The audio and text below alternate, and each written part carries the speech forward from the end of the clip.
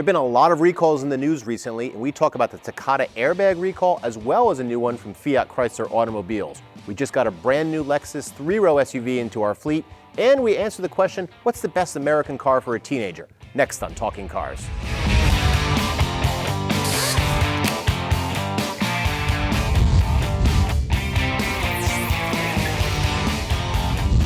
Hi everyone and welcome back. I'm John Lincove. I'm Jennifer Stockberger. And I'm Ryan Pizlikowski. And this week we have a little special thing going on. It's Valentine's Day. I just wanted to give a little gift to each of you because I do enjoy working with you. This is worth and you, coming. Dave. Here's a heart. Oh, goodness. Don't give him sugar. Okay, we won't give him sugar. Don't give him sugar. But no, we do like working with each other, and you know, I saw some comments last week that I wasn't looking too happy, and I apologize for that.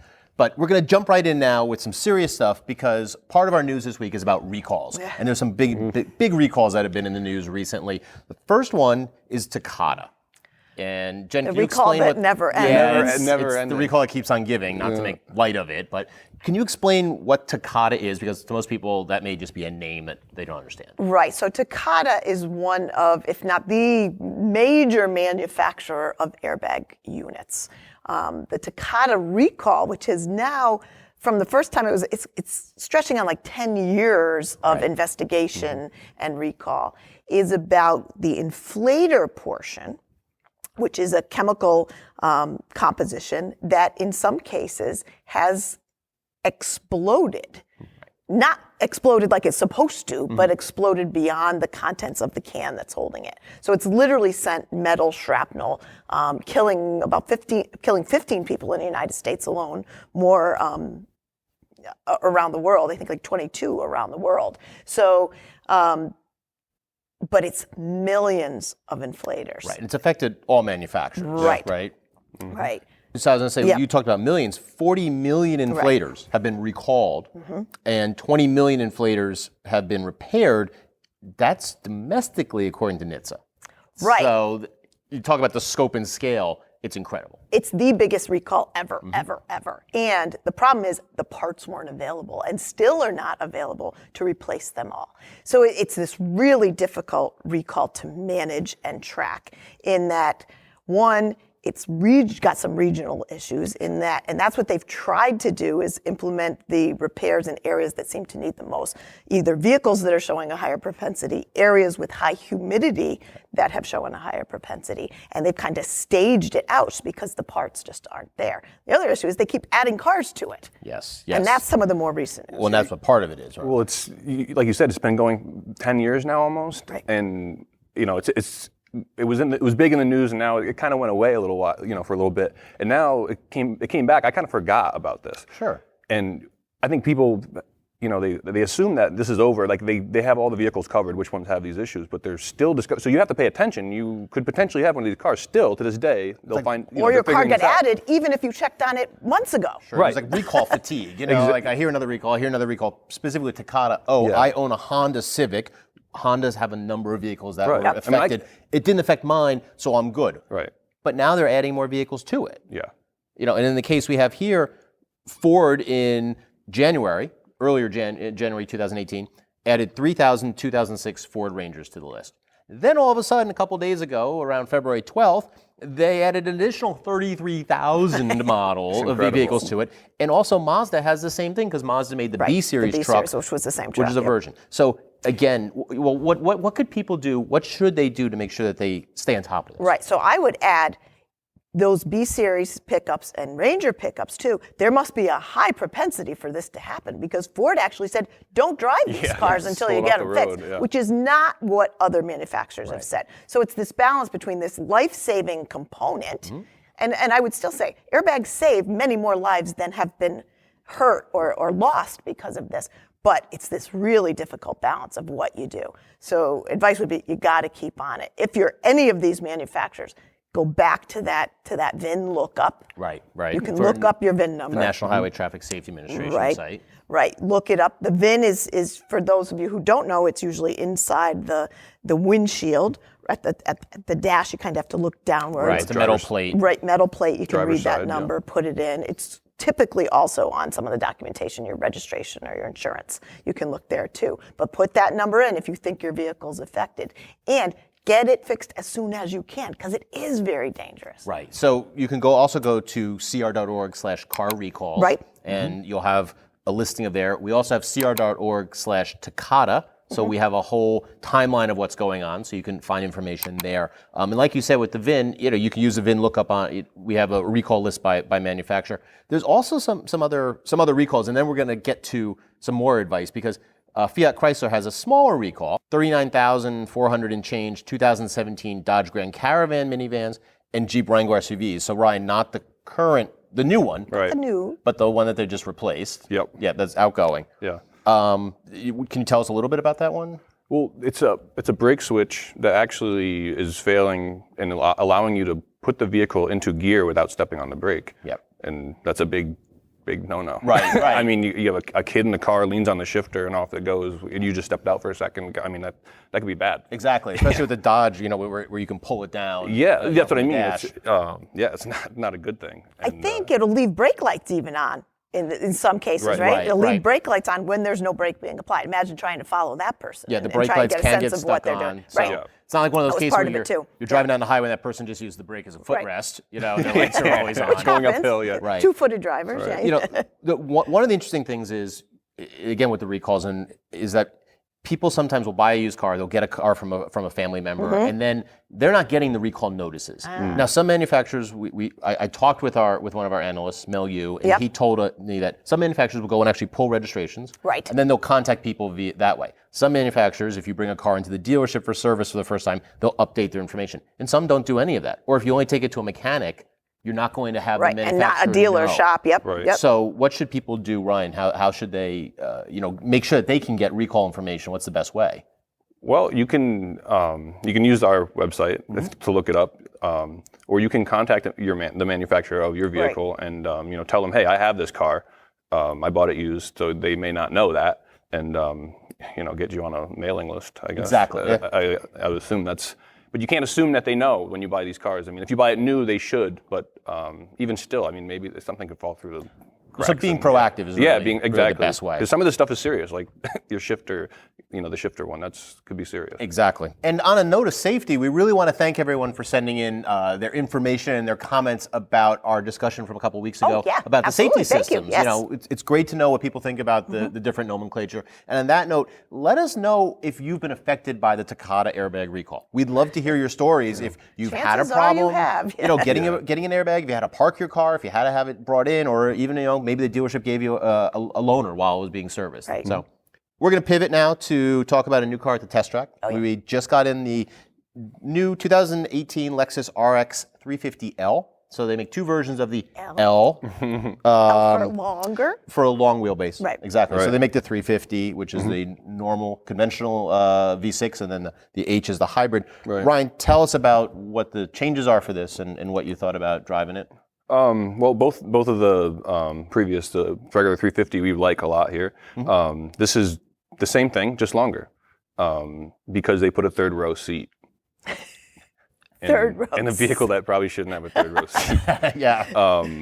It's a seat in a pinch, we'll call it that. I mean, I tried to crawl in there yesterday, and it was.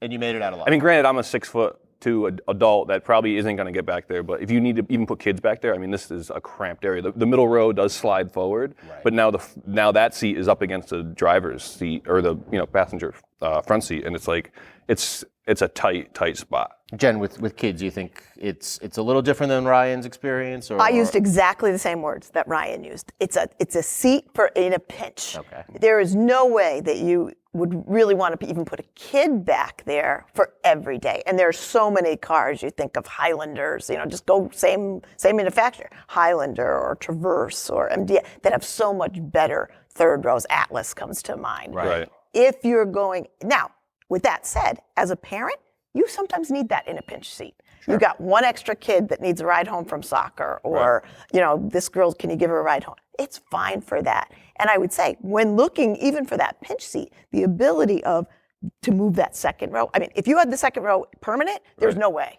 It comes butted up right up against, against like the literally cushion. up against it. Yeah. But the ability to move that second row and cheat them a little bit to give that third row person. And those are the type of things you want to look for. And can you get in it? Well, that's the other thing is even getting in it, it's So narrow. I couldn't even a small child I don't think could get up over that. Is like a little V they give you. Right, when they when pull you the- slide the the seat slide forward, seat forward, it's right. tight. I mean, it's really tight. I drove it home. The RX is a great vehicle, has a very low dash. I forgot how low the dash is. Right, yeah. Great visibility yeah, it's outside. nice to drive. Forward. Forward visibility, right. Well, even the back, the window's pretty big compared to the Alfa Romeo Stelvio that I just drove the other night, which is about this big. The thing I found really interesting is that in the advertisement, they have a little girl and her parents, and they're talking about, the mom's pregnant, and like, oh, are you excited to have your new sister or brother come home, and the girl's in the back seat. Are you excited about your baby sister coming? And she's like, no. She's annoyed because she's in the third row seat, okay?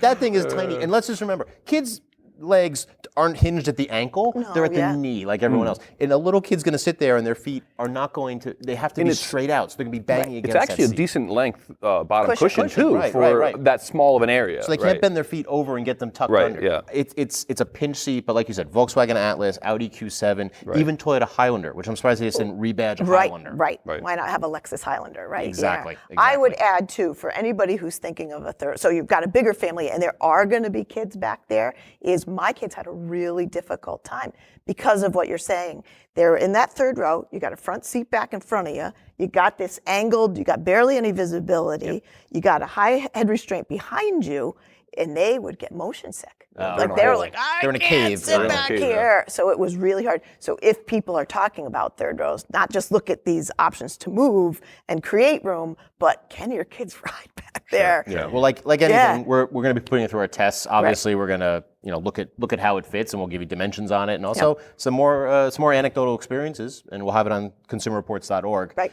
Finally, we're going to get to a question. Okay. We've asked each week for video questions. We got this really great write-in one, but really remember, people, send us your video questions to consumerreports.org/talkingcars. You could upload a question there. It'd be great to get them. We really like having you guys participate in the show. This question is, what is the most reliable American car for a teenager? And What does that mean? we're going to hit both, but Jen compiles a list of this regularly. Right. So natural resource just to go to you, and like Ryan said, exactly what does it mean? We weren't sure, so you have some good suggestions. So let me just go through kind of our criteria for what goes on that teen driver list, both new or used. And it's kind of a Goldilocks thing in that we look at obviously recommended vehicles, so that means good performance, good reliability, good safety, so that's inclusive. But then we kind of cull out ones that aren't too fast and aren't too slow. Right. You don't want to put your kids in the sports car rocket. Sure. But you do want them to be able to merge if they need to merge. Right, so there's right. a balance there. Not too many passengers. We actually exclude stuff with third rows because Distraction, even right? graduated licensing helps some. Yeah, they can't- But you don't want them to load it Right. up as a In some cases, party they driver. can't take people with them at first anyway. Right. Exactly, So they have a exactly. year, but Right. after that year, all bets are off. Yeah, it's almost like night driving. Don't drive at night at all. Right. Okay, now go everywhere. Right. And then we're looking for ones that have particularly good handling capabilities. And that kind of rules out stuff like some of the pickup trucks. Which So- are their own issue. Right. Yeah, because rollovers and such. So with that said, for used vehicles to this question, we do kind of say we want electronic stability control. So that's where our years start, where we say, okay, from this year forward, and then we're looking specifically at reliable years. So with that said, of the 47 vehicles that are on our used Right, our our used current cars list, for teen sure. drivers, there's 6 of them that are American manufacturers. Yeah, we have Chevrolet Equinox 4-cylinder from 2012 to 17, the Chevrolet Malibu non-turbo 2009 to 16. We're going to have the rest of these in the show notes, so it just doesn't become a listicle. Right. And they range from like 4,000 up to, depending, 6 for some of the cars, up to 30 for others, depending on how new you're going to buy. Ford Edge is fairly new to the list. Right. So that's $19,000 car still. But Ryan, you raise a point of like, what is American? Well, where is it? Are you looking at manufacturer, where that where they're from, or where's the car actually made? Right. And, Do you have a favorite? Like you look at that. Do you have one that you think is? on the used list, Yeah. I like the Ford Fusion a lot. That's what I was going to say. It's a good-looking Right. car. Even the older one's good-looking car. Yep. It's fun to drive. That there was 2 years of the Focus. The Focus is fun to drive. Yes. I'm partial to smaller, more nimble cars. It would be one of those. Yeah. Yeah. Yeah, the Fusion has more years because the Right. Focus got into some transmission issues. Well, and that's reliability is Right. part of it. It's not just, Right. what $5,000 car can I get? Well, we're not going to give you a $5,000 car. It's going to break down and cost you another $5,000 Right. in maintenance and repair. Yeah. And you can get the Fusion 9, 10, around the $5,000 range with stability control now. We're just getting to the point where some of those used cars have the stability control. Yeah, and as with each year the list drops where you have the electronic Right, stability and control, you get and you don't more even have and to more. say it's optional. You could say it's standard. Right, not our just list, it available. only includes years where it was Exactly. standard to make it so people don't have to search too much for what the car. It's hard sometimes on the used car to know if it had it or not. To Ryan's point is you could also get a Honda Accord. You could get a Toyota Camry. You could get a lot of other vehicles that are made in America, 100% American parts, Right. built by American workers. But if that final dollar goes back to to Japan, it goes to Korea, Right. it goes to Germany, wherever it is. People say it's not an American car. I mean, look, there's a lot of BMWs built Yeah. down in South Carolina, and there's some Audis built in Mexico. Yeah. Where is that German anymore? Right. So I hope we made the right assumption for this person's Yeah, question that they meant American manufacturer. So. Well, I think that's a general assumption. Yeah. Yeah, exactly. we Yeah, were safe. Ford, Chevy, Chrysler, they're not on the list. You can find all that information on consumerreports.org. Just search on best used cars for teens. Right. On that note, we're going to wrap up this episode. As always, check the show notes below for all the information about the cars and topics that we talked about in this episode. Thanks for watching, and we'll see you next time.